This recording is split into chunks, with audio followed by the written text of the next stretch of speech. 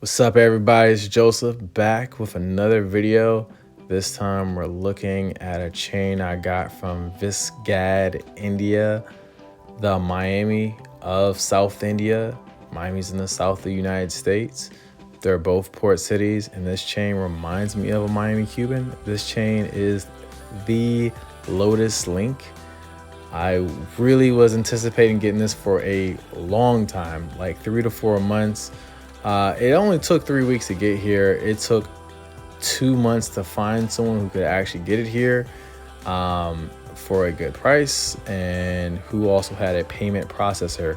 So a lot of jewelers in some other regions were actually looking for wires, and I just wasn't really feeling the wires based off of their internet representation.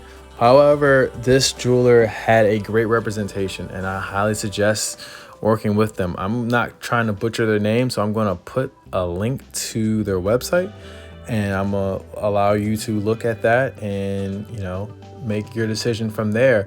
So I ordered a 16-gram Lotus Link.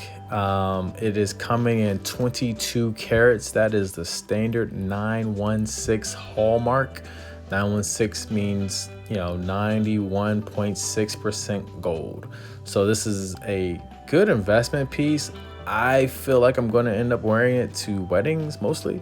And you could also put this piece in the bank as well and bank on it. I like to put like the higher purity chains in the bank. That's something you can do. I don't know if everyone knows that, but now you do know. So now I'm opening it, the smaller box, and in that box you'll see that I have an authenticity card that shows that it is 16.2 grams. I will weigh it in a later video, and then also it has the marking of 22 karat, which is the gold purity. One of the great things about this chain, it's pretty lightweight and it gives you good real estate. I'm not trying to sell the chain, I'm just telling you the facts. I want to say it's somewhere around 6 and some change, but it looks like a 7. I'm going to be real with you.